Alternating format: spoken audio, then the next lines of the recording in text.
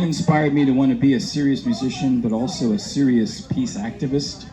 You know, it's money in politics. I mean, it doesn't matter where that money is coming from necessarily. I mean, there's lobbyist groups of all kinds. And, you know, when Obama was president, the Supreme Court passed Citizens United, which put that on steroids. Right. Basically, it had already been in place, but now anything goes. And we're seeing the influence of AIPAC in practically every part of our government. You know what I mean? So it's like, and even Trump, you know, I think at the Knesset even admitted, you know, to the world that, we're getting all this money from, you know, Miriam Edelson and all this. And, you know, the irony of this event here is George Soros funds a lot of the No Kings events.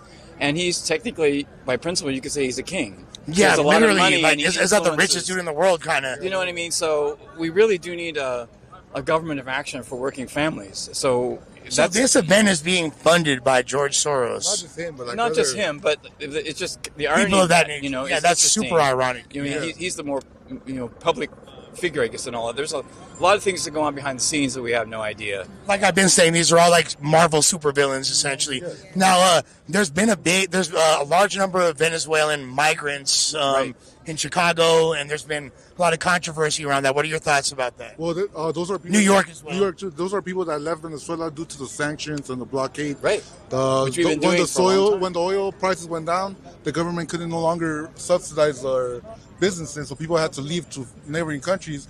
And then when the Biden administration came in, they had a more relaxed borders policy. Right. And then there was a lot of the Zionist groups were involved in funding a lot of organizations that were helping to bring migrants, making them believe that they're going to have great benefits. And what was the beneficial of the Zionists to do that, though? How does that benefit them?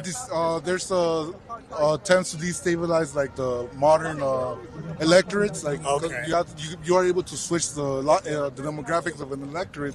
Interesting. Well, that's the thing is that, you know, the ruling class even to some extent is divided because they have a choice. How do you want to grow your economy? How do you want to create an economy? You either do it through economic development by going into countries like, say, for instance, Russia or China. They'll go into Africa, right, Ethiopia or Burkina Faso, and they'll actually invest in the countries, you know, and help them develop.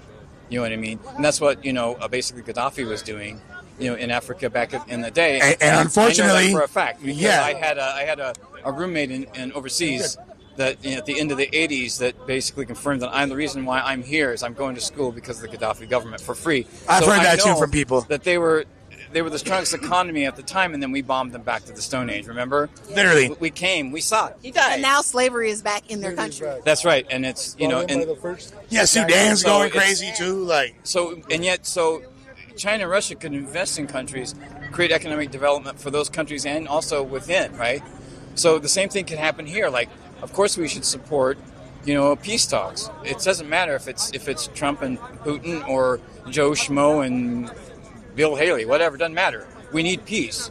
And 1,000%. And the peace bridge, you know, would be great economic development for both the United States and Russia, because this has been discussed over 100 years. It's a peace bridge between Siberia and Alaska. That's why they met in Alaska. People don't know that. The Bering Strait. The Bering Strait. You know, they talked about this. You know, Stalin and FDR both thought that was a good idea back then.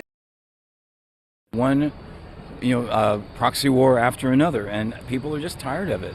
We've been bombing fishing boats that, you know, supposedly have drug traffickers on them, but it's really not about drug trafficking. It's about oil and economics. Well, a lot of it is money in politics. I mean, we spend a lot of money on war, and I think people are really tired of that when we need to invest in our own country and not in destruction overseas. And I think that's really what's on people's minds more than anything else.